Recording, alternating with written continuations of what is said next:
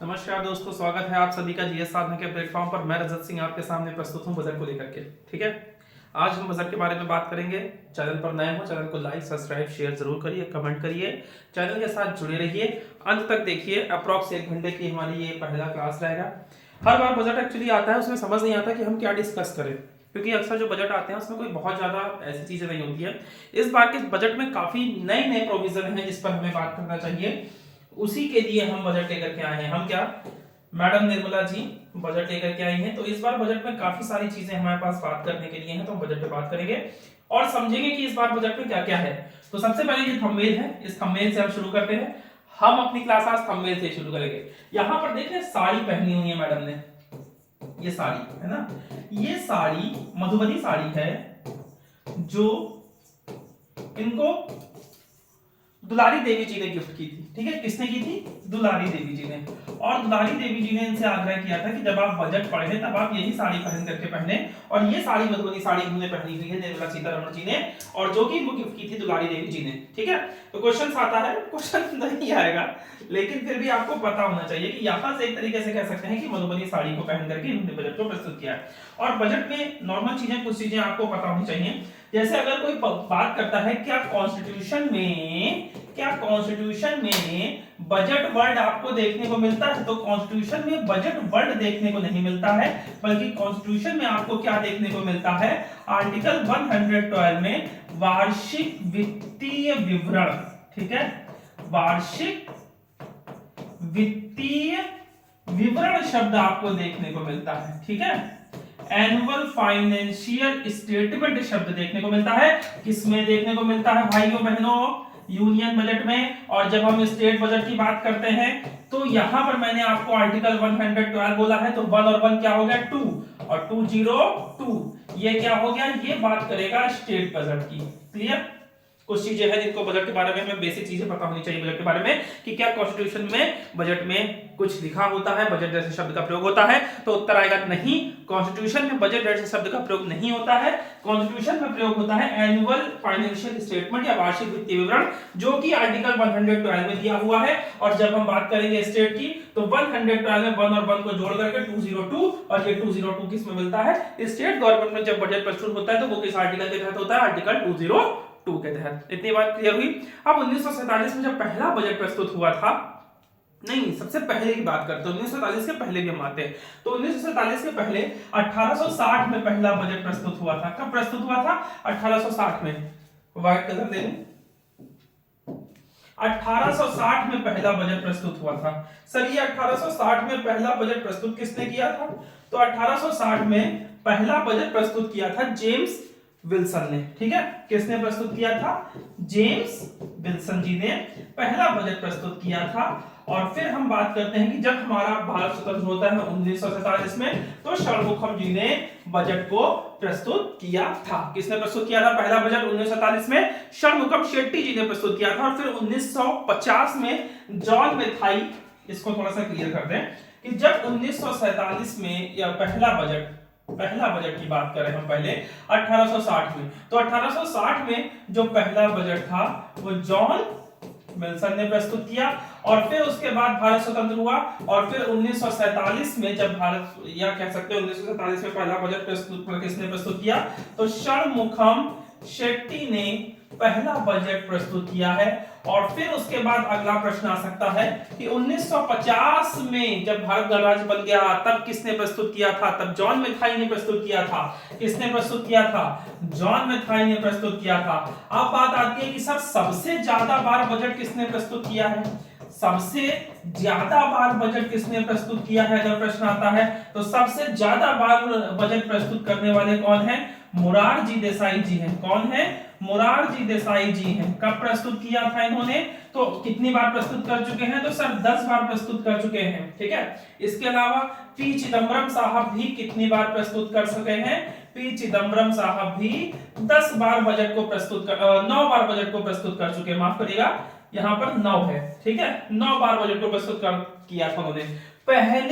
पहली महिला कौन थी जिन्होंने बजट प्रस्तुत किया था? तो बिल्कुल कंफ्यूज नहीं होएगा कोई भी, अगर आपसे पूछूंगा तो आप बताएंगे निर्मला सीतारमण। बिल्कुल गलत आंसर है, इंदिरा गांधी जी ने प्रस्तुत किया था, जब वो फाइनेंस मिनिस्टर और दोनों चीजें उनके हाथ में थी, ठीक है, प्रधानमंत्री थी और वित्त मंत्री, दोनों उन्होंने पावर अपने पास लेकर रखी थी। तो उन्होंने वार्षिक वित्तीय विवरण, इंदिरा गांधी जी पहली महिला थी जिन्होंने बजट प्रस्तुत किया था। और उसके बाद लगातार 8 बार बजट प्रस्तुत करने वाली महिला कौन है? निर्मला सीतारमण जी ने, ठीक है। किसने प्रस्तुत किया था? निर्मला सीतारमण जी ने प्रस्तुत किया था। इसके बाद अगला सवाल एक और बन सकता है, क्या बन सकता है कि सबसे लंबे समय तक बजट किस, मतलब सबसे लंबा, सबसे ज्यादा देर तक चलने वाला बजट कौन सा, सबसे लंबी अवधि किसकी थी? क्वेश्चन आएगा, सबसे लंबी अवधि में बजट किसने प्रस्तुत किया था? तो ये निर्मला सीतारमण जी ने प्रस्तुत किया था। कब प्रस्तुत किया था? 2020 में, और इसका समय था 2 घंटे 20 मिनट। एक साथ पूरे बजट की जितनी चीजें थी हमने देख ली। एक बार रिवाइज कराता हूं 10 मिनट के अंदर, क्योंकि 1 घंटे में बजट हमें प्रस्तुत करना है। स्पीड तेज रहेगी लेकिन चीजें आपको समझ में आएगी। जब हम मेन टॉपिक पर पहुंचेंगे तो मैं स्पीड को उस हिसाब से फ्लक्चुएट करता रहूंगा, ठीक है। तो 1860 में जॉन विल्सन ने पहला बजट प्रस्तुत किया। 1947 में षणमुखम शेट्टी जी ने, भारत में जब भारत स्वतंत्र हुआ तब षणमुखम शेट्टी जी ने बजट प्रस्तुत किया। फिर 1950 में जॉन विथाई ने बजट को प्रस्तुत किया, सबसे ज्यादा बार बजट मोरारजी देसाई ने प्रस्तुत किया। फिर उसके बाद पी चिदम्बरम जी ने 9 बार बजट को प्रस्तुत किया है। पहली महिला जिन्होंने बजट प्रस्तुत किया था वो इंदिरा गांधी जी थी। और सबसे लंबी अवधि का बजट किसने प्रस्तुत किया है? तो वो निर्मला सीतारमण जी ने 2020 में 2 घंटे 20 मिनट का प्रस्तुत किया है। और 8 बार, लगातार 8 बार बजट प्रस्तुत करने वाली प्रथम महिला कौन बनी है? निर्मला सीतारमण बनी है। और जिस हिसाब से चीजें चल रही हैं उस हिसाब से मुझे लग रहा है कि सबसे ज्यादा बार भी यही हो जाएगी जल्दी ही, ठीक है। चलिए, तीसरे नंबर पर अभी भी है। तो बजट प्रस्तुत करने में हमने इतनी चीजों की बात कर ली। उसके बाद मैंने आपको ये भी बताया कि दुलारी जी ने इनको यहाँ पर ये मधुबनी साड़ी गिफ्ट की है, जिसको पहन करके इन्होंने वार्षिक वित्तीय विवरण प्रस्तुत किया है। और फिर उसके बाद ये जाती हैं, जाने के बाद कहां पर जाती हैं? तो प्रेसिडेंट के पास जाती हैं। प्रेसिडेंट से अनुमति जरूरी होती है। और यहाँ पर एक परंपरा ऐसी बन गई है कि यहाँ पर प्रेसिडेंट क्या करती हैं? दही चीनी खिलाती हैं। हम कोई भी काम करते हैं तो शुभ आदि के लिए, जैसे पेपर वेपर देने आप लोग जाते हो तो मम्मी क्या करती है कि बेटा दही चीनी खा लो, है ना, क्या कहते हैं, मछली दही बोल करके, और फिर आप घर से बाहर निकलते हैं। तो उसी तरीके से एक रिचुअल्स को कंडक्ट कर दिया है। और यहाँ पर क्या होता है कि जो हमारी द्रौपदी मुर्मू राष्ट्रपति जी हैं वो निर्मला सीतारमण को दही चीनी खिलाती है। और अब बजट प्रस्तुत करती है निर्मला सीतारमण जी। और इस समय पार्लियामेंट की हीरो कौन है? निर्मला सीतारमण जी। और फिर उसके बाद जब उन्होंने बजट प्रस्तुत किया तो बजट प्रस्तुत करने के साथ सबसे पहले उन्होंने अपनी बात में इस चीज को कहा। अब देखिएगा, ये जो चीज है ना, ये पूरे बजट का विजन है, ठीक है। जैसे जब आप कोई पुस्तक पढ़ते हैं, कोई किताब पढ़ते हैं, तो उसमें सबसे पहले क्या लिखी होती है? प्रस्तावना, इंडेक्स, है ना, होता ही नहीं होता कि जो किताब आप पढ़ने जा रहे हैं उस किताब में आप क्या क्या पढ़ेंगे। तो वो कुछ उनके भाषण में देखने को मिला है, जिसमें वो कहती हैं हमारी अर्थव्यवस्था सभी प्रमुख अर्थव्यवस्थाओं में सबसे तेजी से बढ़ रही है। जब मैंने आपको करंट अफेयर्स पढ़ाया था तब मैंने आपको बताया था कि जहां पर सभी की 4.1% के हिसाब से ग्रोथ रेट देखने को मिल रही है, वहीं भारत की 6.7% के हिसाब से ग्रोथ रेट देखने को मिल रही है। और यही चीज दोहराती है निर्मला सीतारमण जी। निर्मला सीतारमण कहती हैं कि हमारी जो अर्थव्यवस्था है वो सभी प्रमुख अर्थव्यवस्थाओं में सबसे तेजी से बढ़ रही है।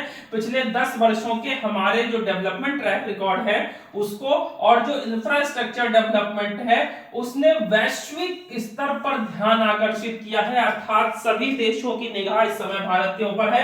जैसा उन्होंने डेवलपमेंट ट्रैक रिकॉर्ड बनाया है और जैसा उन्होंने इंफ्रास्ट्रक्चर डेवलपमेंट किया है, उससे वैश्विक ध्यान भारत के ऊपर, भारत ने वैश्विक ध्यान को खींचा है। और इस अवधि में भारत की क्षमता और संभावनाओं पर विश्वास लोगों का और बढ़ा है।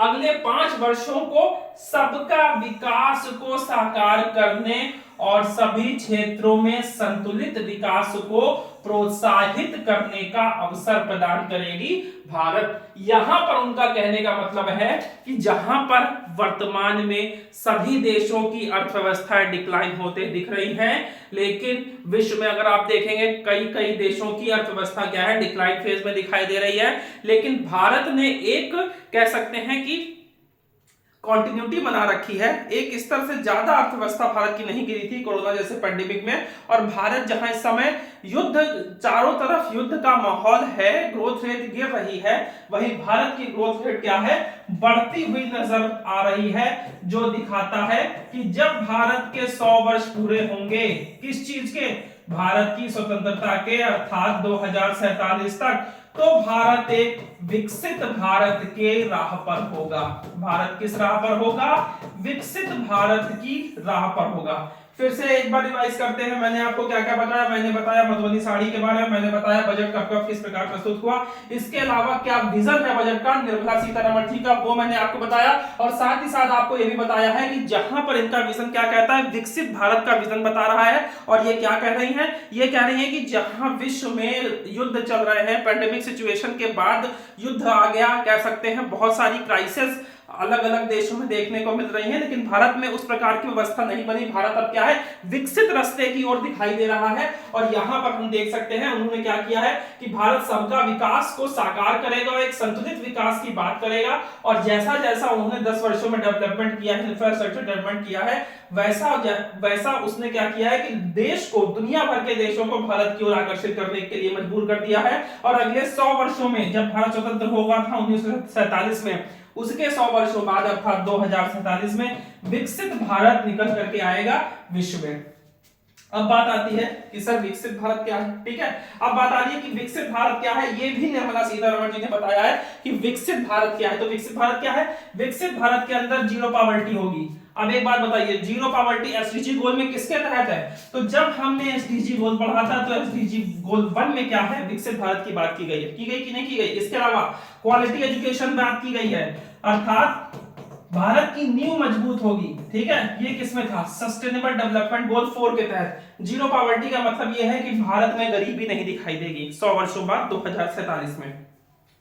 को प्रयास है, जब आप बहुत बड़ा बड़ा गोल बनाते हैं तब जाके उसके आसपास पहुंच सकते हैं, और मुझे पूरा अपने भारत के ऊपर भरोसा है कि भारत यहां तक पहुंच जाएगा, है ना, चाहे आंकड़े कम करके पहुंच जाए। बाकी भावनाएं आप समझ गए होंगे मेरा कहने का मतलब क्या है। आंकड़े कम करने का मतलब है गरीबी के मानक को कम करके पहुंच तो जाए, लेकिन पहुंच जाएगा जीरो पॉवर्टी में। तो इन्होंने क्या बताया है निर्मला सीतारमण जी ने, कि भारत जो होगा विकसित भारत की रास्ता पर चल रहा होगा, और ये विकसित भारत में कब, 2047 तक भारत विकसित भारत होगा।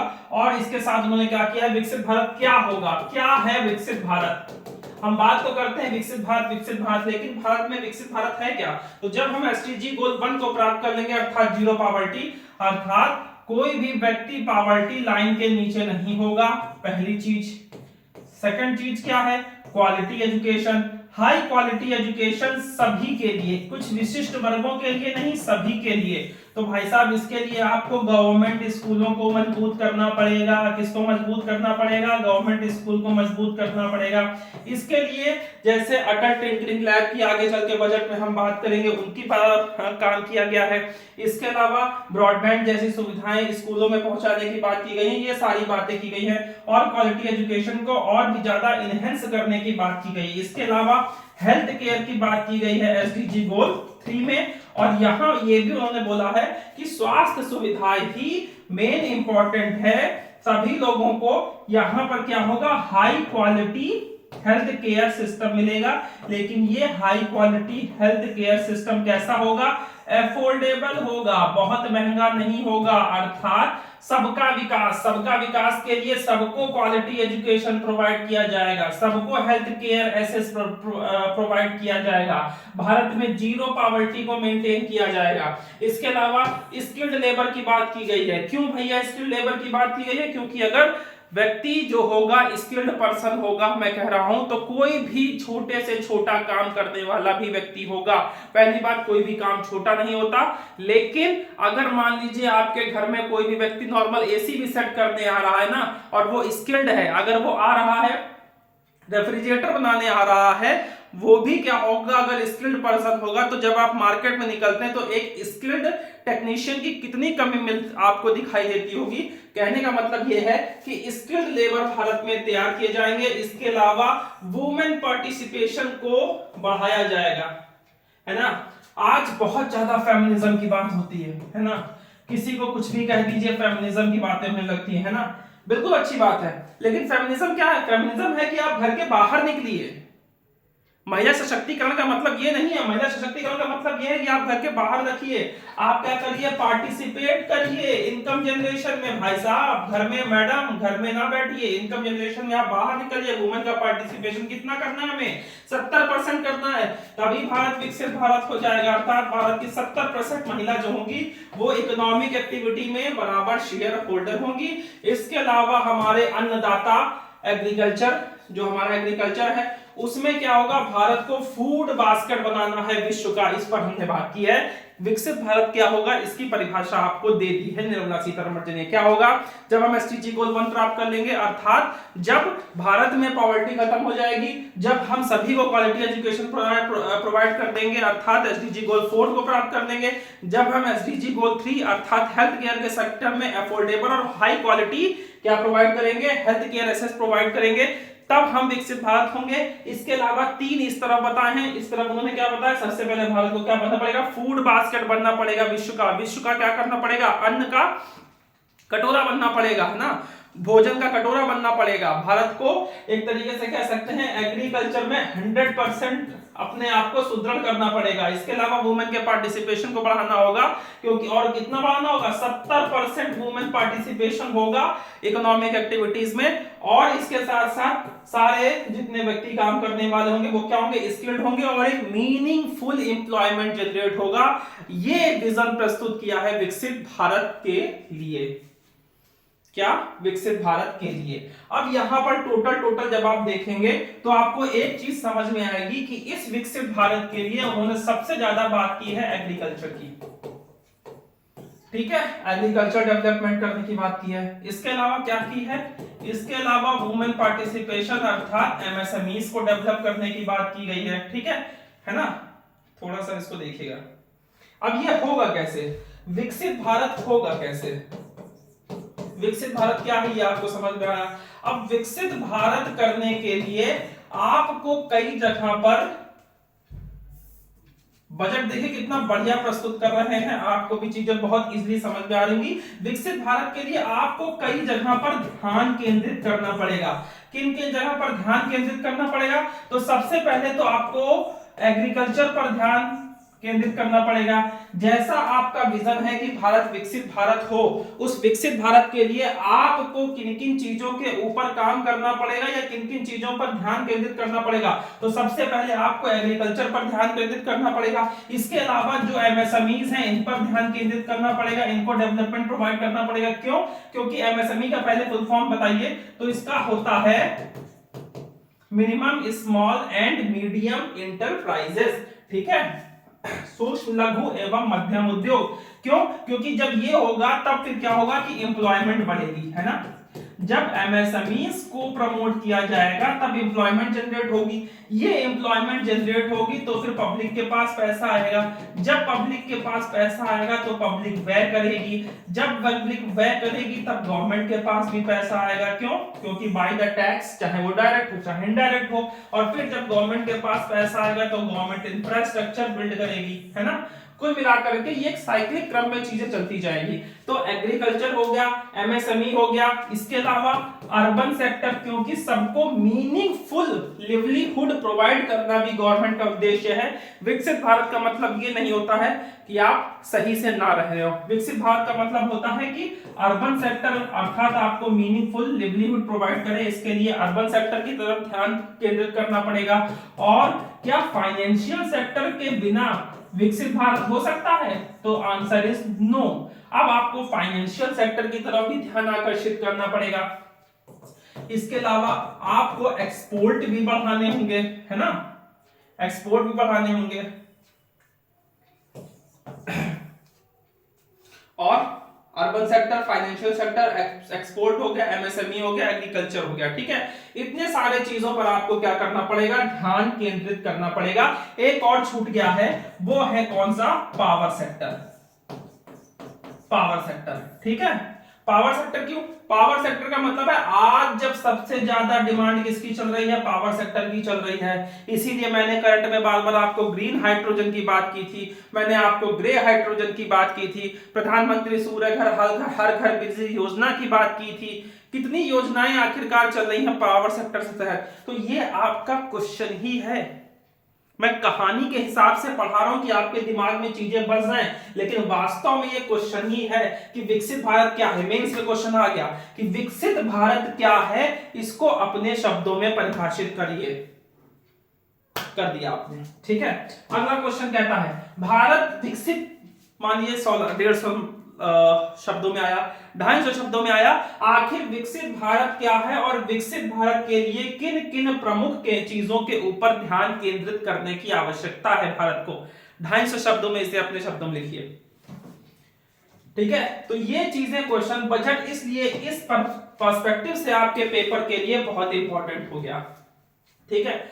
अब गवर्नमेंट की प्रायोरिटीज को भी देख लीजिए कि आखिरकार इस बार गवर्नमेंट की प्रायोरिटीज क्या है ना। गवर्नमेंट की प्रायोरिटीज है कि जो विकास दर है उसको एक्सेलरेट किया जाए। जैसे गाड़ी चल रही है नॉर्मल पे, 5वां गियर लगाया, एक्सीलरेटर पे पैर धरा तो गाड़ी साए से भागती है। ऐसे ही भारत की जो विकास है उसको साए से आगे बढ़ाना, बहुत तेजी से आगे बढ़ाना, ये प्रमुख लक्ष्य रखा है। ये जो भारत की प्रायोरिटी है। दूसरी प्रायोरिटी क्या है कि सबका इंक्लूसिव डेवलपमेंट, सबका क्या हो, सबका विकास हो। और क्या करना है, और प्राइवेट सेक्टर इन्वेस्टमेंट को क्या करना है, और भी बढ़ाना है। और हाउस होल्ड के बारे में भी हमें विचार करना होगा, मध्यम वर्ग लोगों के बारे में विचार करना होगा।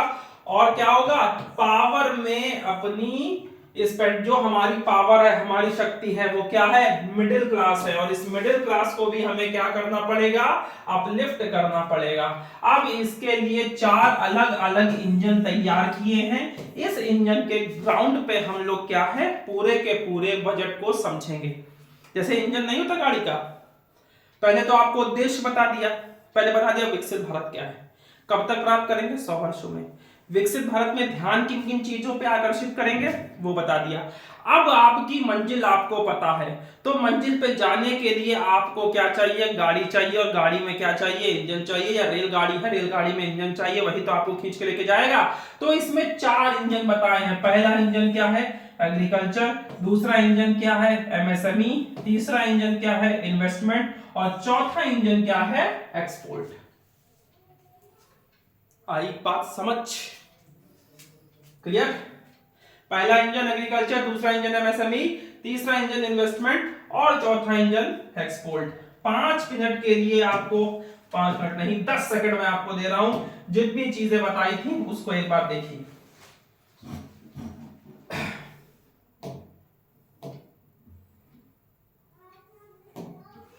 देखते रहिए 10 सेकंड के लिए, तब तक मास्टर पानी पी ले। एक विजन आपको मिल चुका है, अब बस केवल बजट पे हमें बात करनी है।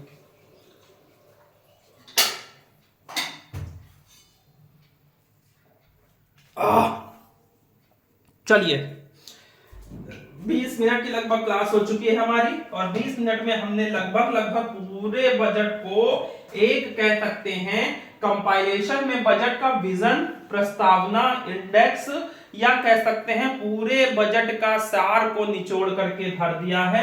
वास्तव में बजट क्या क्या था। अब हम क्या करेंगे, अब हम चलेंगे बजट के अंदर।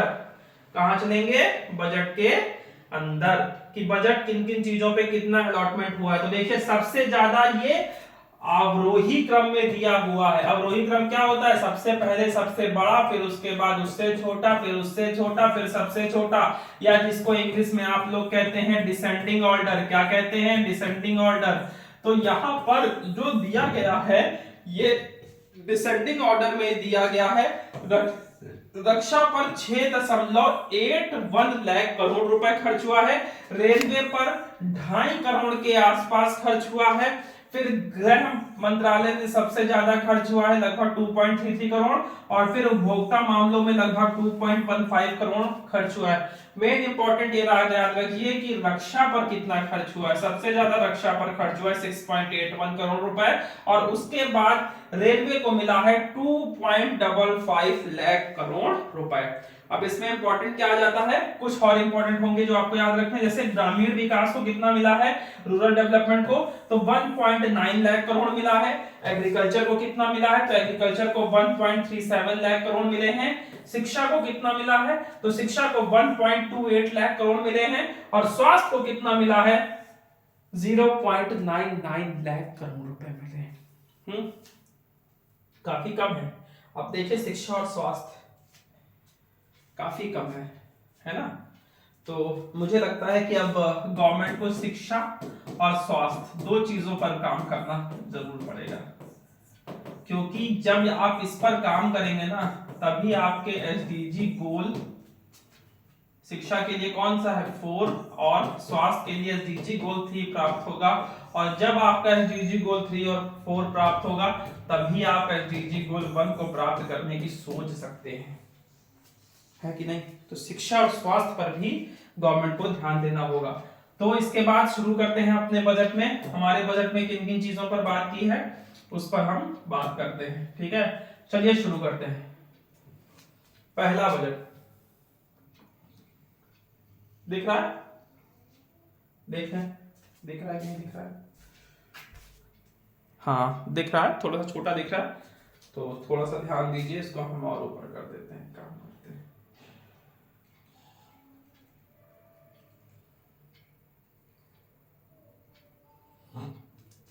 चलिए देखिए, केंद्रीय वित्त एवं कॉर्पोरेट कार्य मंत्री श्रीमती निर्मला सीतारमण ने आज संसद में केंद्रीय बजट 2025-26 को पेश किया। इसमें कुछ चीजें हैं जिनको आप कॉपी पर नोट करते चलेंगे। पहली क्या है, कुल प्राप्तियां कितनी हैं, तो कुल प्राप्तियां हैं 34.9 लाख करोड़ रुपए। कुल प्राप्तियां कितनी हैं, 34.9 लाख करोड़ रुपए। और हमने खर्च कितना किया है, 50.65 लाख करोड़ रुपए। कितना खर्च किया है, 50.65 लाख करोड़ रुपए। अब कर प्राप्ति कितनी है, ठीक है, नेट टैक्स हमने कितना गेन किया है, कितना किया है, तो 28.37 लाख करोड़ रुपए हमने क्या किया है, नेट कर प्राप्ति की है, रहने का अनुमान है। अब राजकोषीय घाटा कितना है, तो जीडीपी का 4.4% रहने का अनुमान है। ये कुछ बेसिक चीजें हैं जो आपको बिल्कुल पता होनी चाहिए। राजकोषीय घाटा कितना होता है, राजकोषीय घाटा पहले बताइए क्या होता है, तो राजकोषीय घाटा होता है कि राजकोषीय प्राप्तियां माइनस राजकोषीय व्यय। अब राजकोषीय प्राप्ति क्या होती है, तो राजकोषीय प्राप्ति दो तरीके से हो सकती है, एक तो आपको टैक्स से प्राप्त हो सकता है और नॉन टैक्स प्राप्त हो सकता है। नॉन टैक्स में जैसे कि उधारी वगैरह होती हैं आपको मिलती हैं, ठीक है, इसके लिए पर्टिकुलर कोई अलग क्लास लेके जाएंगे। लेकिन आज आप ये समझिए कि कितनी है, जीडीपी की 4.4% रहने का अनुमान है। और वित्त वर्ष 2025-26 में जो कैपेक्स है वो कितना है, 11.2 लाख करोड़ रुपए रहने का अनुमान है, ठीक है। अब बात करते हैं अपने पहले इंजन के बारे में। 2 मिनट के लिए देख लीजिए कि मैंने आपको क्या क्या बताया था। मैंने कहा उधारियों के अलावा, गवर्नमेंट उधारी भी लेती है ना, तो उधारी के अलावा कुल प्राप्तियां कितनी है, 34.96 लाख करोड़ रुपए। और कुल व्यय कितना है, 50.65 लाख करोड़ रुपए। और टैक्स कितना होने का अनुमान है, तो 28.37 लाख करोड़ रुपए। और राजकोषीय घाटा जीडीपी का 4.4% रहने का अनुमान लगाया गया है, ठीक। अब बात करते हैं पहला इंजन। पहला इंजन कौन सा था, एग्रीकल्चर। 4 इंजन बताए थे, इंजन वाइज चलते हैं। तो पहला इंजन हमारा कौन सा है, एग्रीकल्चर, कृषि।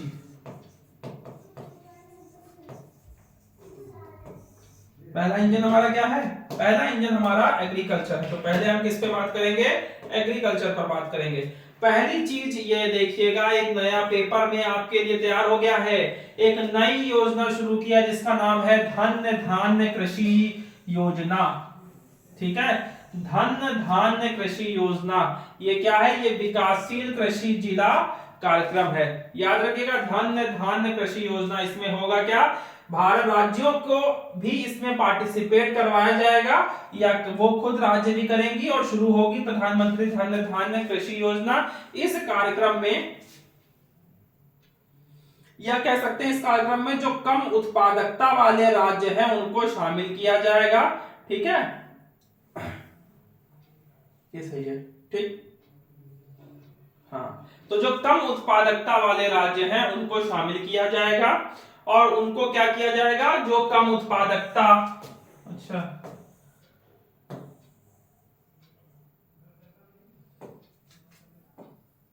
ये जो कहा गया धन धार कम उत्पादकता, कम उपज और औसत से कम ऋण मानदंडों वाले जो 100 जिले हैं इनको ढूंढा जाएगा, इन पर काम किया जाएगा और इन पर 1.7 करोड़ किसानों को इससे क्या है, मदद मिलने की संभावना है। किसमें, प्रधानमंत्री धन धान्य कृषि योजना में। इसमें क्या किया जाएगा, जो कम उपज होगी जिन जिलों में, जहां पर कम उत्पादकता होगी, जहां पर कम ऋण होगी, है ना, उनको हम फाइंड आउट करेंगे और उनको विशेष कह सकते हैं कि सुविधा प्रदान करेंगे, जिससे वो भी क्या होंगे, उत्पादकता उनकी बढ़े। भाई हमने क्या रखा है, हमने ये भी तो रखा है कि भारत जो होगा भोजन का कटोरा होगा, है ना, कटोरा भंडार होगा, तो उसके लिए एग्रीकल्चर पे काम करना पड़ेगा। उसके लिए जहां पर जिन जगहों में उत्पादकता कम है, जहां पर क्या है उपज कम हो रही है, तो उनको क्या होगा, उनकी उपज और उनकी उत्पादकता को बढ़ाया जाएगा। इससे लगभग 1.7 करोड़ किसानों को मदद मिलेगी और इस प्रकार के 100 जिले करके भारत में क्या होगा, विकास किया जाएगा। अर्थात शुरुआत में कितने जिलों को शामिल किया जाएगा, इसमें 100 जिलों को शामिल किया जाएगा। ठीक है,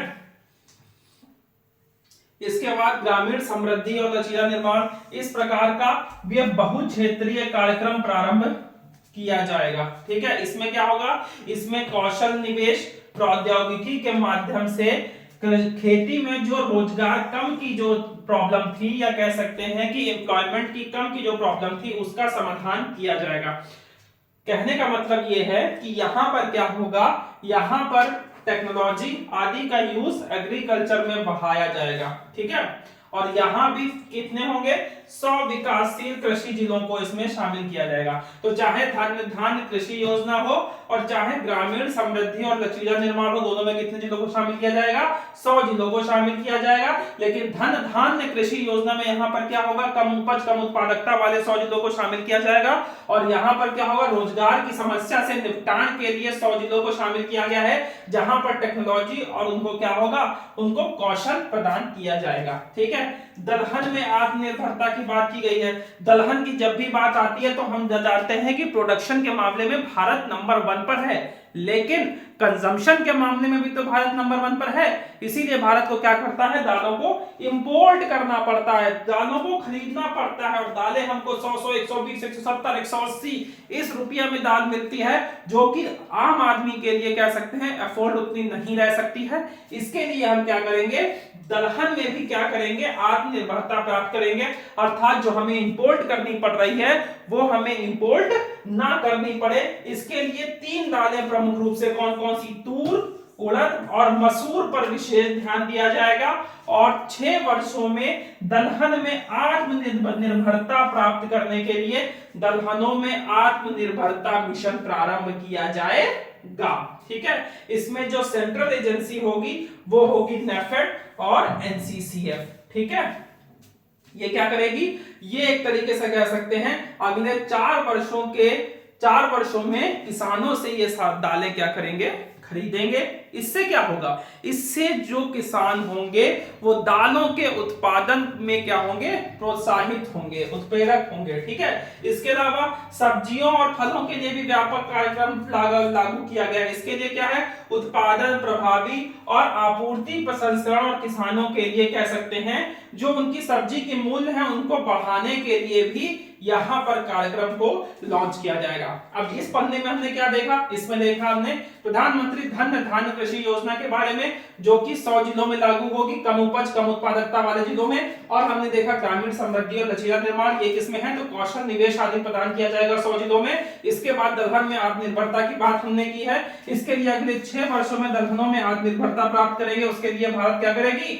दलहनों में आत्मनिर्भरता मिशन को लॉन्च करेगी और सब्जी और फलों में उत्पादकता को बढ़ाने के लिए भी काम किया जाएगा। इसके बाद बिहार में मखाना बोर्ड, बिहार की मधुबन बनी साड़ी पहन करके मैडम निर्मला सीतारमण, जो कि दुलारी देवी ने गिफ्ट की थी, उन्होंने क्या किया, उन्होंने बजट प्रस्तुत किया और बिहार को भर भर के चीजें उन्होंने किया है। यहाँ पर क्या हुआ है, बिहार में मखाना बोर्ड की स्थापना की जाएगी।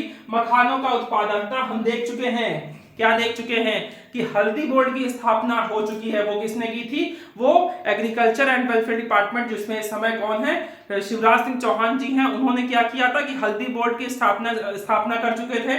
और इसके पहले हम लोग कॉफी बोर्ड को देख चुके हैं। अब एक नए बोर्ड की इस्टेब्लिशमेंट होगी, कहां पर होगी, बिहार में। बिहार में मखाना बोर्ड की स्थापना की जाएगी, जिसमें क्या होगा, मखाने का उत्पादन, प्रसंस्करण और उसके मूल्य में वैल्यू एडिशन करने का काम किया जाएगा। किसमें, मखाना बोर्ड में। इसकी स्थापना कहां पर होगी, कहां पर होगी, बिहार में होगी। इसके बाद राष्ट्रीय उच्च पैदावार बीज मिशन, जब तक बीज नहीं मजबूत होंगे तब तक प्रोडक्शन, उत्पादकता कैसे बढ़ेगी।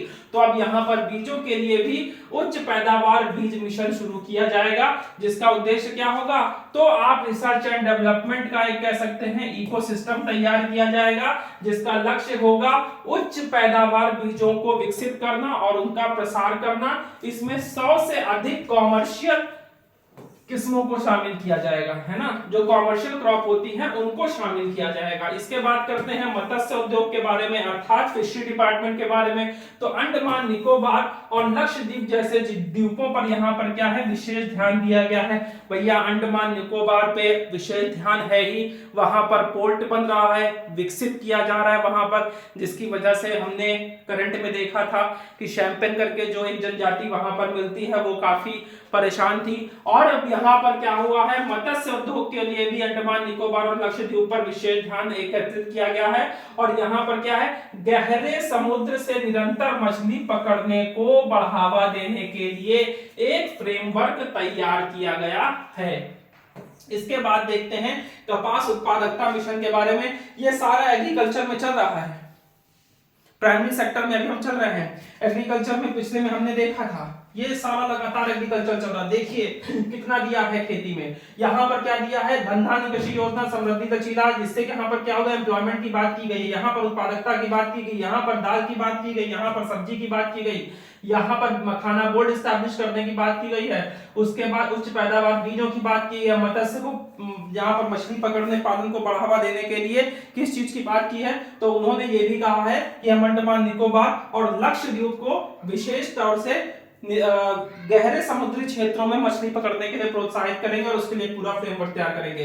फिर कपास उत्पादकता मिशन, कपास की खेती और उत्पादकता को निरंतर उसमें सुधार करने के लिए 5 वर्षीय मिशन की घोषणा की गई है। ठीक है, 5 वर्षों में लंबे रेशम वाले किस्मों को, जो कपास के लंबे रेशे वाले किस्म होते हैं, उसको बढ़ावा दिया जाएगा। अगले 5 वर्षों में जो कपास की उत्पादकता है उसमें क्या होगा, सुधार किया जाएगा। फिर किसान क्रेडिट कार्ड, जिसको आप केसीसी के नाम से जानते हैं, जिसकी पहले ऋण सीमा 3 लाख रुपए थी, इसको बढ़ा करके 5 लाख रुपए की गई है। और इसके साथ असम में यहाँ पर असम में नाम रूप में यहाँ पर 12.7 मीट्रिक टन की वार्षिक उत्पादकता क्षमता वाला एक यूरिया संयंत्र स्थापित किया जाएगा, जिसमें 12.7 लाख मीट्रिक टन कह सकते हैं यूरिया वर्ष में उत्पादित होगी। ये था पहला इंजन, एग्रीकल्चर। क्लियर?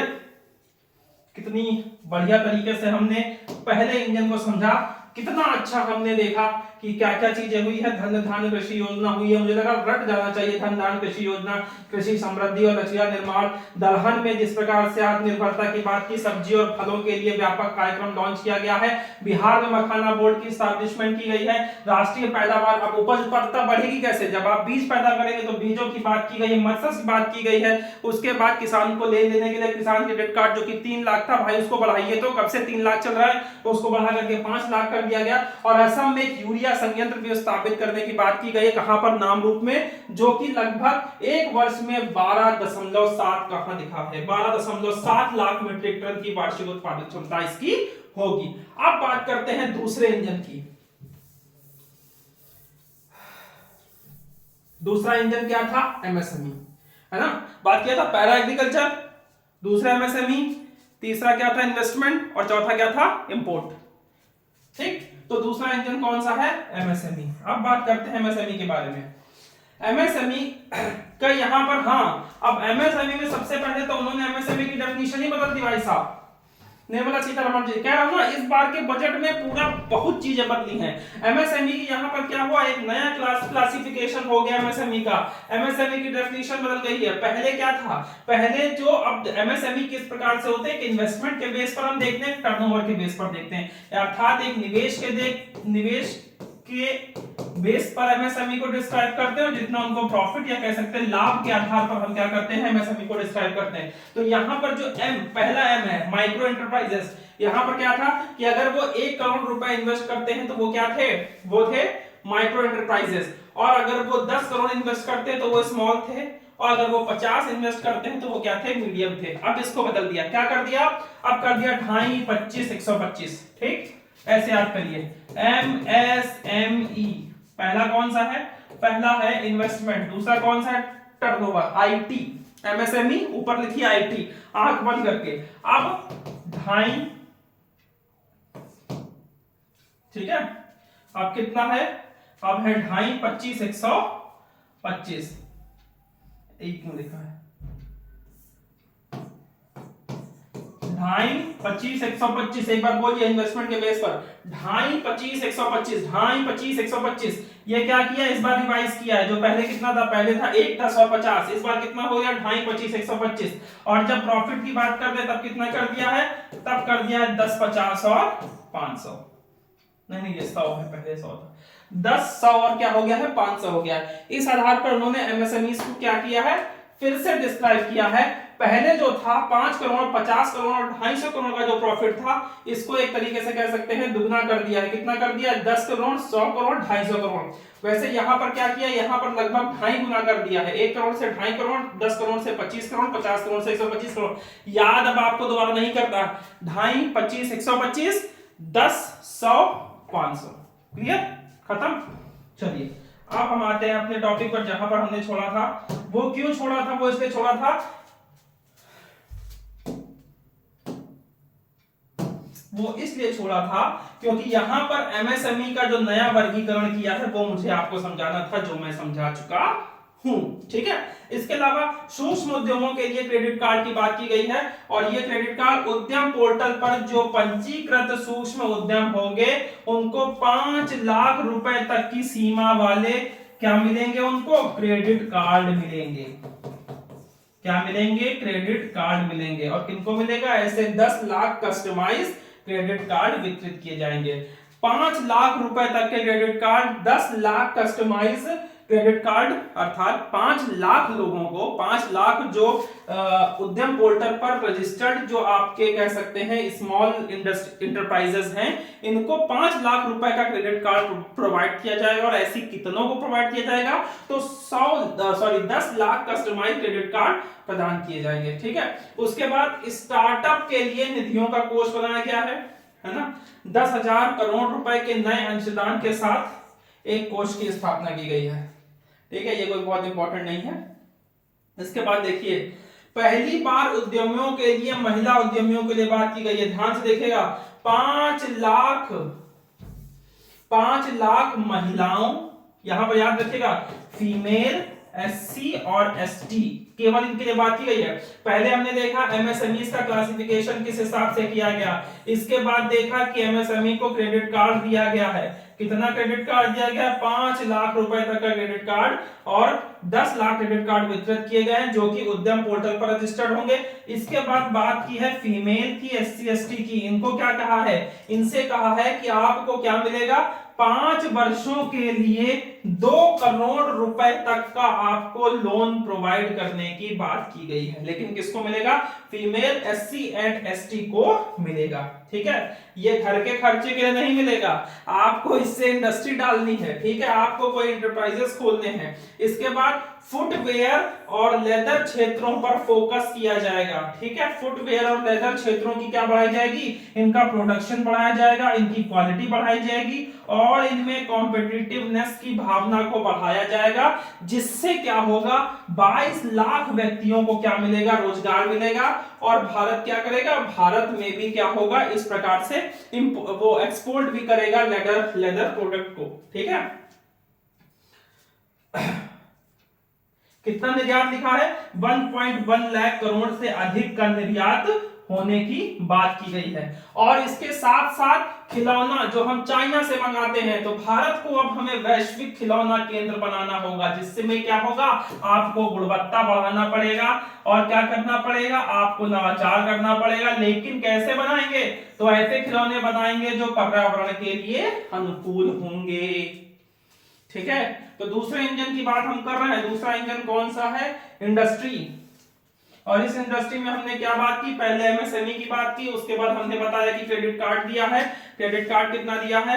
5 लाख रुपए तक का क्रेडिट कार्ड दिया। फिर हमने क्या किया? फीमेल एससी एसटी के लिए 2 करोड़ रुपए इंडस्ट्री एंटरप्राइजेस को खोलने के लिए दिया जाएगा 5 वर्षों के लिए। ठीक है, इसके बाद फुटवेयर और लेदर पर फोकस उत्पादन किया जाएगा, जिससे क्या होगा, 1.1 करोड़ का निर्यात भारत का बढ़ेगा और 22 लाख व्यक्तियों को रोजगार प्राप्त होगा। और चूंकि खिलौना में इस समय चाइना जो चलता है, उसको हम कैंसिल करके भारत को वैश्विक खिलौना केंद्र बनाएंगे। इसके लिए हमें क्या बनाना पड़ेगा? इसके लिए हमें गुणवत्ता को बढ़ाना पड़ेगा और नवीकरण करने पड़ेंगे, और जो खिलौने बनाएंगे वो पर्यावरण के अनुकूल होंगे। ठीक है, इसके बाद देखते हैं जो हमारा मेक इन इंडिया मिशन है, इसको बढ़ावा दिया जाएगा। भाई सीधी सी बात है, खिलौना में हम ऐसी बातें कर रहे हैं, लेदर फुटवेयर इंडस्ट्री में हम ऐसी बात कर रहे हैं, फीमेल को एंटरप्राइजेस खोलने के लिए बूस्ट कर रहे हैं, तो इससे मेक इन इंडिया क्या होगा? प्रमोट होगा। इसको आगे बढ़ाने के लिए लघु मध्यम और बड़े उद्योगों को शामिल करते हुए राष्ट्रीय विनिर्माण मिशन की स्थापना की जाएगी। किसकी स्थापना की जाएगी? राष्ट्रीय विनिर्माण मिशन की स्थापना की जाएगी। इसके बाद देखते हैं इन्वेस्टमेंट की बात। तीसरा, 2 खत्म कर दिए हमने, है ना, 2 हमने खत्म कर दिए। अब तीसरा क्या है? तीसरा है हमारा लोगों में निवेश। निवेश में यहां पर क्या होगा? सक्षम आंगनवाड़ी और पोषण 2.0, अर्थात पोषण की सहायता, जो कि सबसे बड़ी दिक्कत है।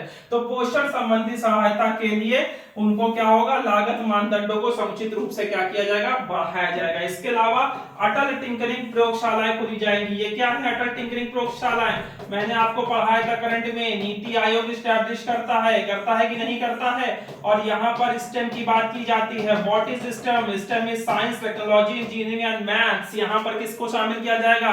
यहाँ पर जो कक्षा 8 तक के बच्चे हैं, नीति आयोग ने क्या किया है? अटल टिंकरिंग लैब को एस्टैब्लिशमेंट किया है। इसमें क्या होगा? यहाँ पर 5 वर्षों में जो सरकारी स्कूल हैं उनमें 50,000 अटल टिंकरिंग प्रयोगशालाएं स्थापित की जाएंगी। ठीक है, और फिर क्या है? फिर सरकारी माध्यमिक स्कूलों और प्राथमिक स्वास्थ्य केंद्रों के लिए ब्रॉडबैंड कनेक्टिविटी प्रोवाइड की जाएगी। क्या प्रोवाइड की जाएगी? ब्रॉडबैंड कनेक्टिविटी प्रोवाइड की जाएगी। और इसके तहत, तो भारत नेट परियोजना के तहत, किसके तहत? भारत नेट परियोजना के अंतर्गत स्कूलों में हम क्या करेंगे? ब्रॉडबैंड सेवा प्रोवाइड करेंगे। कल्पना करिए स्कूलों के अंदर नेट कनेक्टिविटी प्रोवाइड की जा रही है। अब यहाँ पर क्या होगा? इसके लिए क्या हो? जो हम फाइबर केबल बचा रहे हैं भारत नेट परियोजना के तहत, इसीलिए तो बचा रहे हैं, इसी दिन के लिए तो बचा रहे हैं। तो जो सरकारी माध्यमिक स्कूल है, प्राथमिक स्वास्थ्य केंद्र पीएचसी, वहां पर क्या होगा? ब्रॉडबैंड कनेक्टिविटी प्रोवाइड की जाएगी। लेकिन मुझे एक बात समझ में आ रही है, क्या पीएम वाणी स्कीम जो लॉन्च की है भारत ने, वो इसके काउंटर नहीं है? पीएम वाणी में क्या था कि जैसे हम पीसीओ वगैरह होते हैं, वैसे ही क्या होंगे कि पब्लिक डिस्ट्रीब्यूटर ऑपरेटर स्टैब्लिश करेंगे, जहां पर पैसा दे करके नेट कनेक्टिविटी उनको मिलेगी। लेकिन जब प्राइमरी स्कूल और स्वास्थ्य केंद्रों पर नेट कनेक्टिविटी दे रहे हैं, फिर लोग वहां क्यों जाएंगे? लोग दौड़ते दौड़ते सीधे पीएससी में बैठे होंगे। अरे कुल मिला करके अभी आप ये जानिए, सरकारी माध्यमिक स्कूल और प्राथमिक स्वास्थ्य केंद्रों में यहाँ पर क्या होगा? पीएचसी के लिए ब्रॉडबैंड सेवा एस्टैब्लिशमेंट की जाएगी।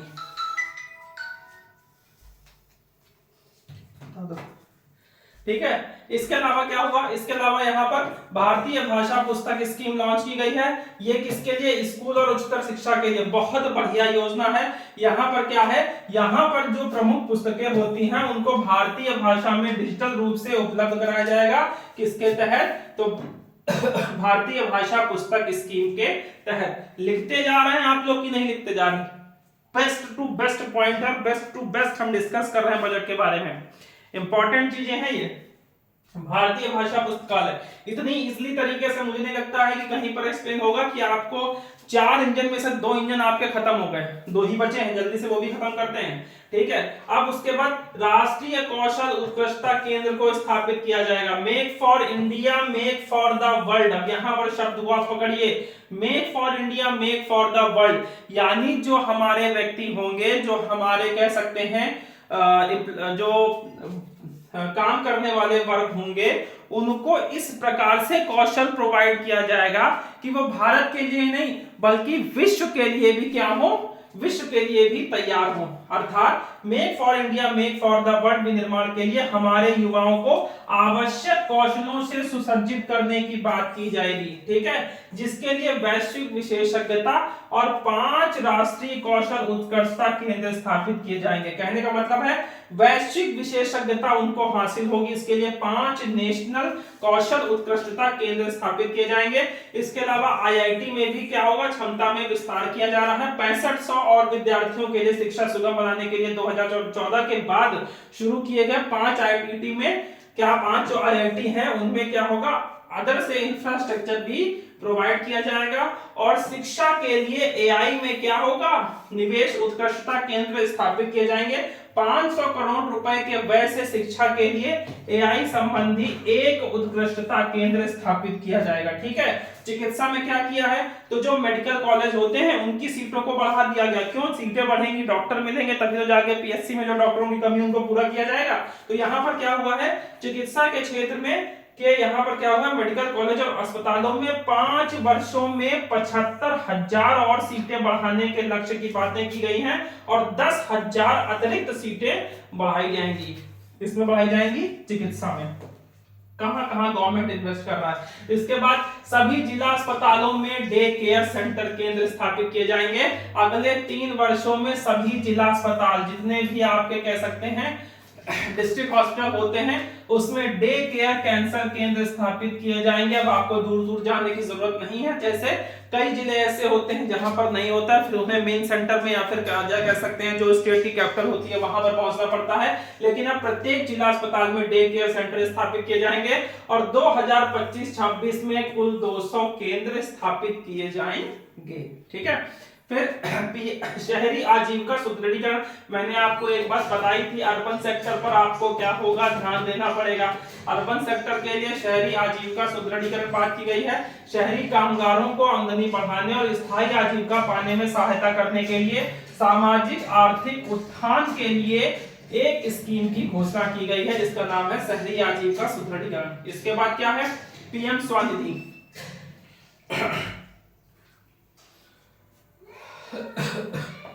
यहां पर क्या है, बैंकों में जो 30,000 रुपए की सीमा के साथ यूपीआई लिंक क्रेडिट कार्ड और क्षमता विकास सहायता के साथ नवीकृत किया जाएगा। ठीक है, फिर ऑनलाइन प्लेटफॉर्म कामगारों के कल्याण के लिए सामाजिक सुरक्षा योजना में भी क्या होगा, सामाजिक सुरक्षा योजना स्थापित की गई है। अर्थात जो गिग कामगार हैं, जो लोग नाली वगैरह जो गिग वर्कर्स हैं, उनको पहचान पत्र और ई श्रम पोर्टल पर पंजीकरण की व्यवस्था और पीएम जन आरोग्य योजना के अंतर्गत स्वास्थ्य देखभाल प्रदान किया जाएगा। ठीक है, अर्थात पहले तो उनको पहचान पत्र, फिर उसके बाद ई श्रम पोर्टल पर उनका रजिस्टर और फिर पीएम जन आरोग्य योजना के अंतर्गत उनको क्या किया जाएगा, उनको हेल्थ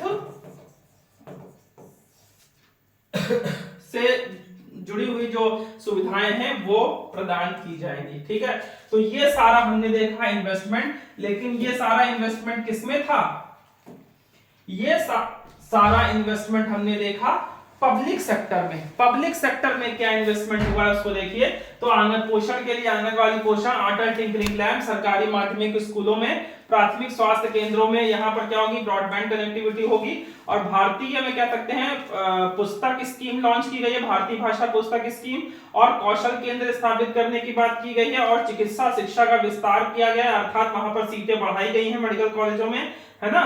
और क्या किया गया है, आईआईटी में अदर से इंफ्रास्ट्रक्चर, जो 5 आईआईटी बने थे 2014 में, उनको क्या हुआ, उनको अतिरिक्त इंफ्रास्ट्रक्चर देने की बात की गई है। और एक 500 एआई सेक्टर इस्टेब्लिश, एक उत्कृष्टता केंद्र भी स्थापित करने की बात की गई है। ठीक है, और सभी जितने आपके जिला अस्पताल हैं उनमें डे केयर सेंटर स्थापित किया जाएगा और शहरी आजीविका सुदृढ़ीकरण मिशन लॉन्च किया गया है। और गिग वर्कर को पहले ढूंढा जाएगा, फिर उसके बाद पहचान पत्र प्रोवाइड करके ई श्रम पोर्टल पर उनका पंजीकरण और पीएम जन आरोग्य योजना के अंतर्गत जो हेल्थ सुविधाएं होती है वो उनको प्रदान की जाएंगी। अब चलते हैं अपने अगले टॉपिक की तरफ। अगला इन्वेस्टमेंट का ही अगला भाई, इन्वेस्टमेंट देखिए, इन्वेस्टमेंट में ए हमने देखा क्या, पब्लिक इन्वेस्टमेंट कहां कहां हुआ है। अब हम देखेंगे इकोनॉमी में कहां कहां इन्वेस्टमेंट हुआ है। तो यहां पर क्या हुआ है, इंफ्रास्ट्रक्चर में गवर्नमेंट प्राइवेट पार्टनरशिप को बढ़ाया जाएगा। ठीक है, जो 3 वर्षीय पाइपलाइन परियोजनाएं हैं ना, उनको अब क्या होगा उनमें राज्यों को भी प्रोत्साहित किया जाएगा। कुल मिलाकर के पब्लिक और प्राइवेट गवर्नमेंट प्राइवेट पार्टनरशिप या पब्लिक प्राइवेट पार्टनरशिप, इसको क्या होगा और मजबूत किया जाएगा।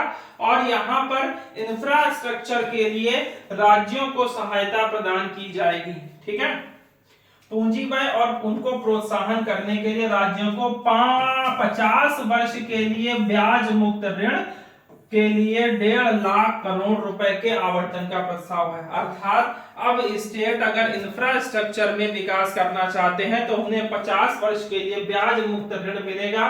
और इसके लिए कितना पैसा आवंटन किया गया है, तो 1.5 लाख करोड़ रुपए आवंटन किया गया। लेकिन उसका प्रयोग स्टेट कहां पर करेंगे ये भी बता दिया है, तो केवल और केवल इंफ्रास्ट्रक्चर डेवलपमेंट में करेंगे। ठीक है, फिर परिसंपत्ति मौद्रीकरण योजना 2025 से 30, नई योजना 5 वर्षों की योजना घोषित की गई है। इस नई परियोजनाओं में 10 लाख करोड़ रुपए की पूंजी के लिए 2025 के लिए 25 से 30 के लिए दूसरी योजना प्रस्तुत की गई है। फिर हम देखते हैं जल जीवन मिशन। इस जल जीवन मिशन को 2028 तक के लिए बढ़ा दिया गया है। ठीक है, जितना कुल आवंटन इसको बढ़ाया गया था उसके साथ साथ इस बजट में 2028 तक इसको बढ़ा दिया गया। ये क्या है, इकोनॉमी में इन्वेस्टमेंट। पहला क्या है, पब्लिक प्राइवेट पार्टनरशिप को और बढ़ाया जाएगा। उसके बाद राज्यों को सहायता प्रदान की जाएगी। इसके लिए 50 वर्षों तक उनको क्या मिलेगा, ब्याज मुक्त ऋण प्रोवाइड किया जाएगा। और इसके लिए 1.5 लाख करोड़ रुपए का बजट आवंटन किया गया है। और जल जीवन मिशन के लिए जितना बजट आवंटन हुआ था उसको रखते हुए जल जीवन मिशन को 2028 तक क्या है, बढ़ा दिया गया। ठीक है, उसके बाद ये इंपॉर्टेंट है, विकसित भारत के लिए परमाणु ऊर्जा मिशन। परमाणु ऊर्जा अधिनियम और नागरिक दायित्व परमाणु क्षति अधिनियम में संशोधन का प्रस्ताव किया गया है। 20,000 करोड़ रुपए के आवंटन के साथ लघु मॉड्यूल रिएक्टर, जिसको आप कहते हैं एसएसआर, इन सबको क्या किया जाएगा, परमाणु ऊर्जा मिशन स्थापित किया जाएगा। ठीक है, इसके अलावा 2025, ये इंपॉर्टेंट है, 2023 तक 5 स्वदेश विकसित एसएसआर संचालित करने का प्रस्ताव रखा है। 2033 तक 5 स्वदेश विकसित एसएमआर संचालित करने का प्रस्ताव रखा गया है। पोत निर्माण के लिए मुझे नहीं लगता इसी वीक का केवल ऐसा जाएगा जिसमें हमने पोत मतलब पोर्ट की बात नहीं की है, बाकी लगभग सब में की गई है। क्योंकि अंडमान निकोबार में अलग पोर्ट बन रहा है, बॉम्बे में वर्तमान पोर्ट अलग बन रहा है, पोर्टों पर डेवलपमेंट का काम चल ही रहा है। कुल 13 जो मेजर पोर्ट हैं उनकी जो कह सकते हैं जो कंटेनर कैपेसिटी है उसको भी बढ़ाने की बात चल रही है। तो उसी के तहत यहाँ पर क्या है, पोत निर्माण वित्तीय सहायता नीति को एक नया रूप दिया जाएगा। ठीक है, आगे चलते हैं।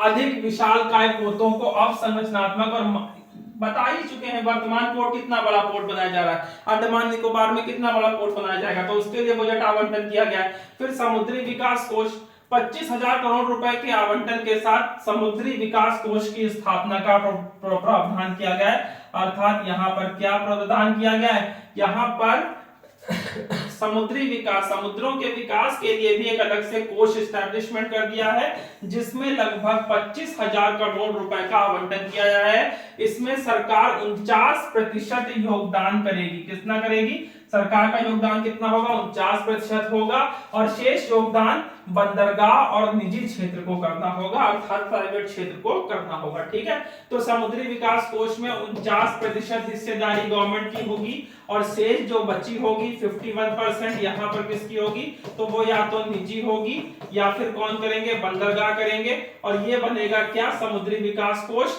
और इसमें कितना है, तो इसमें है 25,000 करोड़ रुपए। कितना है, 25,000 करोड़ रुपए। ठीक है, फिर उड़ान क्षेत्रीय स्कीम, उड़े देश का आम नागरिक है कि नहीं, उड़ान क्या है, उड़ान है उड़े देश का आम नागरिक। इसके तहत क्या था, इसके तहत यही था कि जो आपकी कह सकते हैं जो एयर कनेक्टिविटी है उसको भी बढ़ाने की बात की गई थी उड़ान स्कीम में। तो इसको अगले 10 वर्षों में, इसमें क्या हुआ है, इसमें अगले 10 वर्षों में 120 नए गंतव्यों यानी जो नई जगह है वहां पर 4 करोड़ यात्रियों को लाने ले जाने के लिए रीजनल कनेक्टिविटी बढ़ाने की बात की गई है उड़ान क्षेत्रीय संपर्क स्कीम में। यहाँ पर जो आपके पर्वतीय क्षेत्र हैं और नॉर्थ ईस्ट के क्षेत्र हैं वहां पर हेलीपैड और छोटे हवाई अड्डों का भी क्या किया जाएगा, निर्माण किया जाएगा। ठीक है, इसके बाद बिहार में ग्रीनफील्ड एयरपोर्ट। अब सबसे पहले यहाँ पर सवाल आता है कि सर ग्रीनफील्ड क्या होता है, तो ग्रीनफील्ड एयरपोर्ट ब्राउनफील्ड एयरपोर्ट जहां पर पहले से अवेलेबल है उसमें कुछ थोड़ा बहुत काम किया जाता है तो वो ब्राउनफील्ड होता है, जहां पर जीरो से काम को शुरुआत किया जाता है वो ग्रीनफील्ड होता है। तो बिहार में क्या होगा, ग्रीनफील्ड एयरपोर्ट को बनाया जाएगा। ठीक है, बिहार में ग्रीन पटना एयरपोर्ट और बिहटा में ब्राउनफील्ड, अर्थात बिहटा में पहले से काम है तो वहां पर ब्राउनफील्ड एयरपोर्ट की क्षमता में विस्तार के अलावा बिहार में ग्रीनफील्ड एयरपोर्ट की घोषणा की गई है, अर्थात बिहार में एक और पोर्ट या कह सकते हैं एयरपोर्ट को क्या किया जाएगा, निर्माण किया जाएगा। ठीक है, फिर मिथिलांचल में पश्चिमी कोसी नहर परियोजना है ना, कोसी नदी कहां पर, बिहार में, और बिहार में कहां पर, बिहार के पश्चिमी क्षेत्र में। तो बिहार में पश्चिमी कोसी नहर जो ERM है परियोजनाओं के लिए वित्तीय सहायता प्रदान की गई है। अब यहाँ पर माइंस की बात की गई है, खनन क्षेत्र में, तो टैलिंग से महत्वपूर्ण खनिजों की रिकवरी के लिए नीति बनाई जाएगी, अर्थात जो इंपॉर्टेंट खनिज हैं उनको निकालने के लिए अलग नीति बनाई जाएगी। इसके लिए मैं कहूंगा कि जो आपके अर्थ मटेरियल्स होते हैं जिनको हम कहते हैं क्या, जैसे ये सब हो गए, लिथियम वगैरह हो गए, जिनकी चाइना अक्सर धमकी देता है, इनको भी एक्सट्रैक्ट करने की टेक्निक भारत को आनी चाहिए, क्योंकि आने वाला समय उसी का होगा। तो यहाँ पर गवर्नमेंट को उस पर विशेष ध्यान देना चाहिए। ठीक है, इसके अलावा स्वामीय फंड टू सरकार, बैंकों और निजी निवेशकों के योगदान के साथ 1 लाख और आवासीय इकाइयों को पूरा करने में, कार्य में तेजी करने के उद्देश्य से 15,000 करोड़ रुपए का क्या किया है, कोष उसने बनाया है। ठीक है, इसके बाद टूरिज्म को भी बढ़ावा देने के लिए यहाँ पर क्या है, अर्थात टूरिज्म से भी क्या हो, टूरिज्म से भी एम्प्लॉयमेंट जनरेट हो।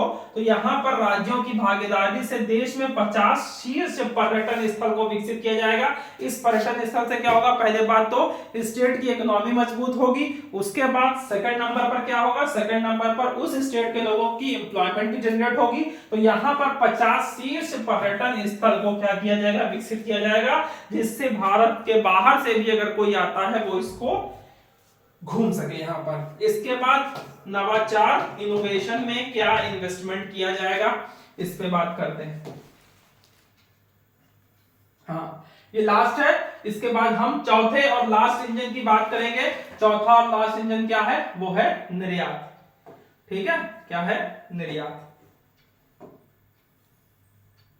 चलिए, निर्यात में क्या है, तो अनुसंधान, विकास और नवाचार। पिछले वर्ष जुलाई के बजट में घोषित निजी क्षेत्र संचालित अनुसंधान, विकास और नवाचार पहल को लागू करने के लिए 20,000 करोड़ रुपए क्या किए जाएंगे, आवंटित किए जाएंगे। ठीक है, फिर deep tech fund for funds, अगली पीढ़ी के स्टार्टअप अर्थात सेकंड जनरेशन के जो स्टैंडर्ड वो स्टार्टअप होते हैं, इनको प्रोत्साहित करने के लिए deep tech fund of funds की संभावना की तलाश की जाएगी। फिर एक फेलोशिप प्रदान की गई है, प्रधानमंत्री अनुसंधान फेलोशिप।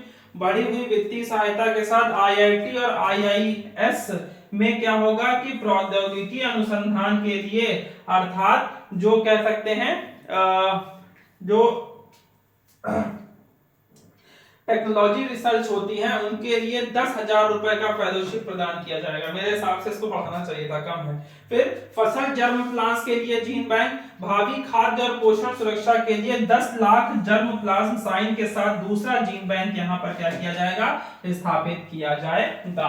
इसके बाद नेशनल जियो स्पेटियल मिशन, बुनियादी जियो स्पेटियल संरचना और डाटा विकसित करने के लिए नेशनल जियो स्पेटियल मिशन की भी क्या हो जाएगी, घोषणा की जाएगी। फिर ज्ञान भारतम मिशन शैक्षिक संस्थान, संग्रहालय और निजी संग्रहकर्ताओं के साथ पांडुलिपियां विरासत के सर्वेक्षण, प्रलेखन और संरक्षण के लिए ज्ञान भारतम मिशन बनाने का प्रोत्साहन किया गया है। तो ज्ञान भारतम मिशन क्या है, तुरंत आपके दिमाग में एंशिएंट हिस्ट्री आ जाए, अर्थात यहाँ पर क्या होगा, जो संग्रहालय है उसमें यहाँ पर क्या होगा कि जो पांडुलिपि है उनको सर्वेक्षण, प्रलेखन और संरक्षण प्रोवाइड किया जाएगा और इसके तहत 1 करोड़ से अधिक पांडुलिपियां शामिल की जाएंगी। ठीक। अब चौथा इंजन हमारा क्या है, एक्सपोर्ट। 4 इंजन हमने देखे। पहला क्या देखा, एग्रीकल्चर के बाद क्या देखा, एमएसएमई के बाद क्या देखा, इन्वेस्टमेंट में हमने देखा पब्लिक इन्वेस्टमेंट देखा। पब्लिक इन्वेस्टमेंट के साथ सेकंड नंबर पर हमने किसको देखा था, तो सेकंड नंबर पर हमने देखा था इकोनॉमी में, हाँ इकोनॉमी में क्या इन्वेस्टमेंट हुआ है, और फिर हमने देखा था कि इनोवेशन में क्या इन्वेस्टमेंट हुआ है, और अब हम देखने जा रहे हैं चौथे इंजन जो कि क्या है, एक्सपोर्ट है। ठीक है। पानी कहां गया मेरा, बोलते बोलते गला सूख जाता है।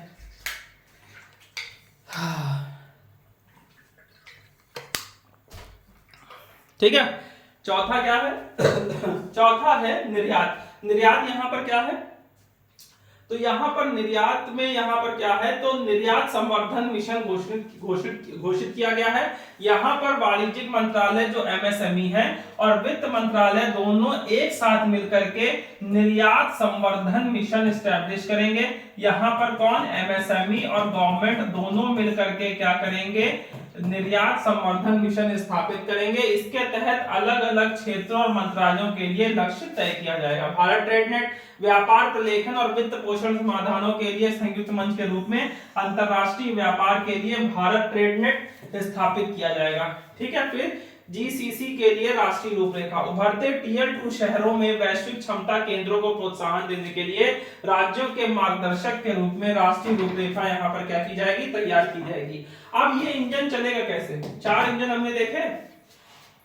एक्सपोर्ट देख लिया, पहला देखा एग्रीकल्चर, फिर देखा एमएसएमई, फिर देखा इन्वेस्टमेंट में पब्लिक इन्वेस्टमेंट, इकोनॉमिक इन्वेस्टमेंट देखा। ठीक है। फिर इनोवेशन इन्वेस्टमेंट देखा, और चौथा हमने क्या देख लिया, एक्सपोर्ट देख लिया। अब इसको चलने के लिए यहाँ पर क्या चाहिए, फ्यूल चाहिए। क्या बिना फ्यूल के कोई इंजन चल सकता है, नहीं। तो यहाँ पर फ्यूल क्या है, फ्यूल है यहाँ पर वित्तीय क्षेत्र में सुधार और विकास, अर्थात फाइनेंशियल सेक्टर में उनको सुधार और क्या चाहिए, डेवलपमेंट। ठीक है। तो पहला बीमा क्षेत्र में एफडीआई, यहां पर लगभग कह सकते हैं 74% एफडीआई को क्या किया गया, 74% से बढ़ा करके 100% एफडीआई कर दिया बीमा क्षेत्र में। ठीक है। अर्थात संपूर्ण प्रीमियम का निवेश करने वाली कंपनियों के लिए बीमा क्षेत्र में जो एफडीआई की सीमा है वो 74% से बढ़ाकर कितनी कर दी गई है, 100% कर दी गई है। उसके बाद NABFID द्वारा क्रेडिट वृद्धि सुविधा, है ना। ग्रामीण क्रेडिट स्कोर, सार्वजनिक क्षेत्र के बैंक जो सार्वजनिक क्षेत्र के बैंक होते हैं और एसएचजी सदस्यों और ग्रामीण क्षेत्रों के लोगों को ऋण आवश्यकता को पूरा करने के लिए ग्रामीण क्रेडिट स्कोर फ्रेमवर्क भी विकसित किया जाएगा, और पेंशन उत्पादों के विनियमित समन्वय और विकास के लिए फोरम की भी स्थापना की जाएगी। ठीक है। इसके बाद देखते हैं, इसके बाद जन विश्वास विधेयक 2.0 में 100 से अधिक प्रावधानों को गैर आपराधिक बनाने के लिए किया गया है। उसके बाद खंड प्रत्यक्ष कर में आजकल जितने ज्यादा गवर्नमेंट लोग हैं, गवर्नमेंट एम्प्लॉय है, वो खुश हैं। खुश क्यों हैं, तो 12 लाख रुपए तक की आय पर कोई भी टैक्स नहीं देना होगा, और 75,000 रुपए का स्टैंडर्ड डिडक्शन भी दे दिया है। कहने का मतलब है 12,75,000 तक अगर आप टैक्स कमाते हैं, पैसा कमाते हैं, तो आपको टैक्स नहीं देना है। लेकिन मुझे लग रहा है कि 1 ही साल बचत हो पाएगी, क्योंकि उसके बाद बहुत ज्यादा से ज्यादा 2 साल, अगर आप 4200 ग्रेड पेपर हो, है ना, या आप किसी उसके नीचे वाली ग्रेड पे भी हो तो भी मुझे लगता है कि अगले साल एक पे कमीशन आएगा, और बहुत ज्यादा अगले साल आप बेनिफिट कमा लोगे, उसके बाद बेनिफिट कमा लोगे, फिर आपको टैक्स देना ही पड़ेगा, क्योंकि 2 से 3 साल बाद पे कमीशन के लगने के बाद आपकी वार्षिक इनकम 12 लाख को क्रॉस कर ही जाएगी। ठीक है। फिर टीडीएस की दरों और सीमाओं की संख्या, जो जो पब्लिक के लिए ज्यादा इंपॉर्टेंट है, टीडीएस की दरों और सीमाओं की संख्या कम करके उसे तर्कसंगत बनाया गया है। वरिष्ठ नागरिकों के लिए जो इंटरेस्ट होता है उस पर कटौती की सीमा 50,000 रुपए से बढ़ा करके कितनी कर दी गई है, 1 लाख रुपए कर दी गई है। कितनी कर दी गई है, 1 लाख रुपए कर दी गई है। और किराए पर भी टीडीएस के लिए वार्षिक सीमा कितनी कर दी गई है, 2.5 लाख रुपए से बढ़ाकर कितनी कर दी गई है, 6 लाख कर दी गई है। अर्थात जो पहले 2.5 लाख रुपए तक जमा कर जो लोग अपना किराया वगैरह लगा देते थे तो उनको बचत नहीं होती थी। कहने का मतलब था अगर आपने अपने घर में किराएदार रखे हैं तो आप वार्षिक 2.5 लाख कमा रहे होते थे तो आप 2.5 लाख के अंदर रहते थे तो आप टैक्स नहीं देते थे, लेकिन इसकी सीमा बढ़ाकर कितनी कर दी गई है, 6 लाख कर दी गई है। ठीक है। फिर भारतीय रिजर्व बैंक की जो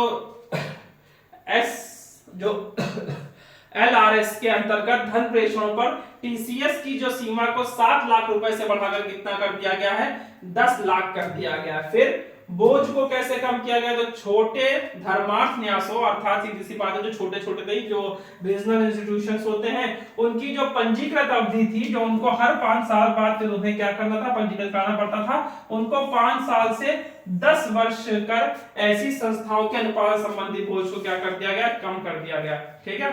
फिर व्यवसाय करने में भी सुगमता ला दी गई है। कैसे, तो 3 वर्षों की ब्लॉक अवधि के लिए अंतरराष्ट्रीय लेन देन के मामलों में आर्म्स लेंथ मूल्य निर्धारण करने हेतु एक योजना की शुरुआत की गई है, और अंतरराष्ट्रीय कराधान जो इंटरनेशनल टैक्सेशन होता है उसमें जो विवाद होते हैं उनको कम करने और उनकी निश्चितता को बनाए रखने के लिए सेफ हार्बर नियमों के दायरे का भी क्या किया गया, यहाँ पर विस्तार किया गया। ठीक है। और 29 अगस्त 2024 या फिर उसके बाद अगर व्यक्तियों द्वारा कोई राष्ट्रीय बचत स्कीम होती है उसके लिए और उसके आवरण पर भी क्या हुई है, छूट प्रदान की गई है। ठीक है। उसके बाद रोजगार और एम्प्लॉयमेंट और निवेश की बात कर लेते हैं। इसमें क्या है, इलेक्ट्रॉनिक विनिर्माण स्कीमों के लिए निश्चितता उन अनिवासियों के लिए जो लोग, ये आपके पेपर के लिए इंपॉर्टेंट नहीं है, हाँ ये जरूरी है, अंतरदेशीय जहाजों के लिए टन भार योजना। देश में अंतरदेशीय जल परिवहन को, अर्थात मैंने आपको बताया था ना कि जब शायद दिसंबर में मैंने आपको करंट पढ़ाया था तो उसमें बताया था कि हरी झंडी दिखाई गई थी गंगा से, वहां पर जो पहला क्रूज भेजा गया था, है ना, बनारस में। तो यहाँ पर क्या हुआ है, जो आपके नहीं होते हैं इंटरनल वाटरवेज जो होते हैं, ठीक है, उनकी बात की जा रही है कि देश में अंतरदेशीय जल परिवहन को बढ़ावा देने के लिए मौजूदा टन भार कर योजना के लाभों को भारत पोत अधिनियम 2021 के अंतर्गत पंजीकृत अंतरदेशीय जल योजनाओं के लिए विस्तारित करने का प्रावधान किया गया है। ठीक है। अब अप्रत्यक्ष कर और इनडायरेक्ट टैक्स के बारे में बात करते हैं। तो केंद्रीय बजट 2025-26 के प्रस्तावों में 60 टैरिफ दरों को हटाने का प्रस्ताव किया गया है, और 2023-24 के बजट में हटाई गई 60 टैरिफ दरों के अतिरिक्त है, यानी 2023-24 में जो 7 टैरिफ दरें हटाई गई थी उसके अतिरिक्त 7 टैरिफ दरों को और हटाया गया है। इसके बाद जितनी भी बची टैरिफ दरें थी उनको शून्य दर सहित 8 रह जाएंगी। ठीक है, यानी लगभग कितनी रह जाएंगी, केवल 8 रह जाएंगी। मोटे तौर पर अगर बात की जाए तो प्रभावी शुल्क दायित्व बनाए रखने के लिए कुछ मदों जहां ऐसा दायित्व मामूली रूप से कम होगा को छोड़कर उपयुक्त कर लगाने का प्रस्ताव है। ठीक है।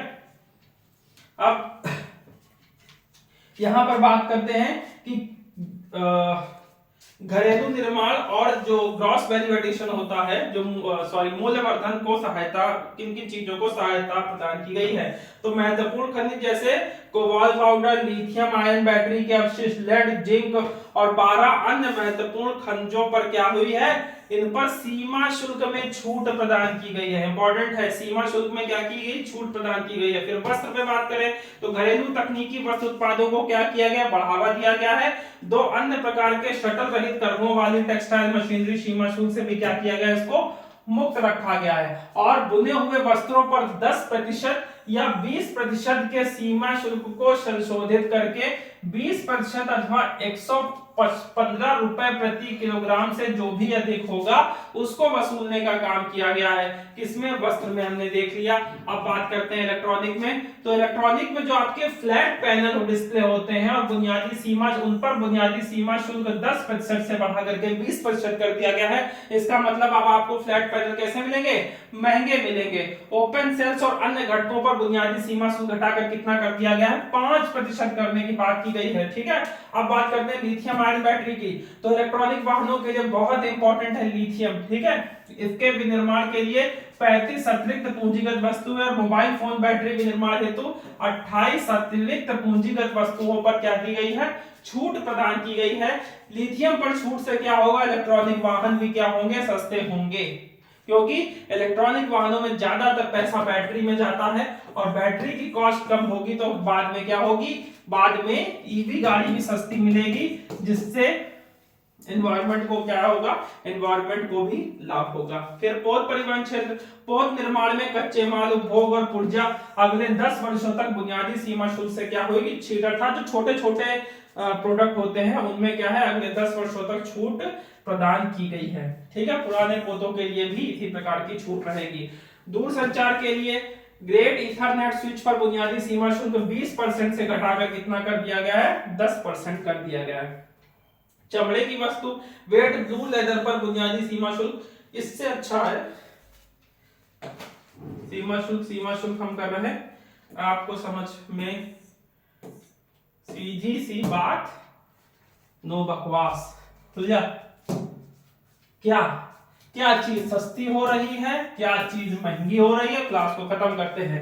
मेडिसिन और मेडिकल इक्विपमेंट सस्ते हो रहे हैं। कौन सी मेडिसिन और मेडिकल इक्विपमेंट सस्ते हो रहे हैं? तो जो मेजर मेडिसिन होती है, जैसे कैंसर आदि के जिन दवाओं का यूज होता है ना, वो सारी दवाएं यहाँ पर क्या होंगी? सस्ती होंगी।